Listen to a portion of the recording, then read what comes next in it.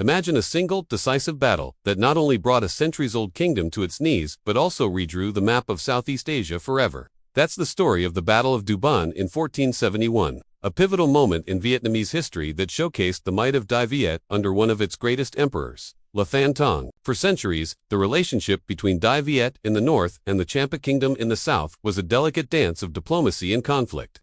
By the late 1460s, this dance had turned into a full-blown rivalry.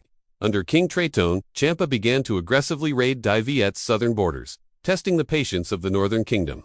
The final straw came in 1470. King Tratone, feeling emboldened, not only sent envoys to the powerful Ming dynasty in China, seeking an alliance against Dai Viet, but also launched a series of provocative attacks. This was a direct challenge that Emperor Le Thanh Tong could not ignore. Le Thanh Tong was no ordinary ruler. He was a brilliant strategist, a decisive leader, and a man of immense ambition. He saw Champa's aggression not just as a threat, but as an opportunity to permanently secure his southern frontier and expand his empire. He resolved to launch a massive punitive expedition, one that would end the Champa problem once and for all.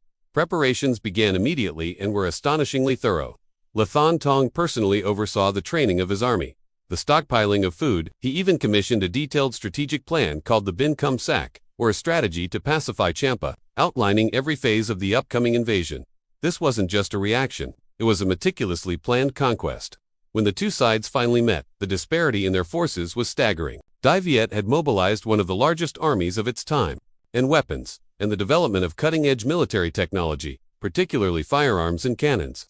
Historical records suggest a force of around 260,000 men, a combined force of infantry and a powerful navy, and leading them from the front was the emperor himself, in what was known as a royal expedition. This army was not just massive. It was disciplined, well-equipped with the latest firearms, and its morale was sky-high, driven by the personal presence of their emperor. On the other side, the Champa kingdom was significantly weaker. Their forces were smaller, and the kingdom suffered from internal divisions. Their defense relied heavily on their fortified capital, the citadel of Vigia, also known as Duban, and their famed war elephants, which had been a formidable weapon in past conflicts. But they were about to face an army unlike any they had encountered before. In the 11th lunar month of 1470, the Grand Army of Dai Viet marched south. The campaign unfolded with breathtaking speed and precision. The Dai Viet Navy, a critical component of the invasion force, moved swiftly to secure the strategic Thi Nai estuary, which is near modern-day Quai Nam. This single move was a stroke of genius. It cut off Champa's access to the sea, preventing any possibility of escape or naval reinforcement. With their escape route blocked, the Champa forces were trapped. By early 1471, the main body of the Dai Viet army arrived at the walls of Duban, the heart of the Champa kingdom. The siege began. King Tratone desperately tried to organize a defense from within the citadel. He deployed his last resort, the fearsome war elephants. In previous battles, these massive beasts could smash through enemy lines and create chaos. But Le Thanh Tong and his generals were prepared. Under the command of brilliant commanders like Le Nim and Din Liet, the Dai Viet forces unleashed a devastating barrage. They used tactics and technology the Cam were unequipped to handle. Instead of engaging the elephants directly, they rained down fire arrows and cannonballs. The noise, the fire, and the explosions terrified the elephants. Panicked and wounded, the beasts turned and stampeded, trampling their own Champa soldiers in a horrific scene of self-destruction. The Champa army's greatest weapon had been turned against them. With the elephant charge broken and the defenders in disarray, the end was near. After a relatively short siege, on the first day of the third lunar month of 1471, Le Thanh Tong ordered an all-out assault. The Dai Viet soldiers, equipped with superior firepower and driven by an unstoppable momentum, stormed the walls. The citadel of Duban was breached, and the resistance within completely collapsed. The battle was over. The victory was absolute. The consequences of this single battle were catastrophic for Champa.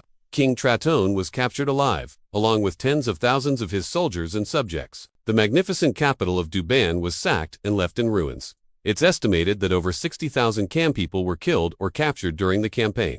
This was a fatal blow from which the Champa kingdom would never recover. For Dai Viet, the victory was transformative. Emperor Le Thanh Tong immediately annexed a huge swath of Champa territory, from the Hai Van Pass down to the Siu Mung Pass. This land, which includes the modern-day provinces of Quang Nam Quang Ngai and Binh Dinh, was incorporated into Dai Viet as a new administrative unit called Quang Nam Thua Tuan.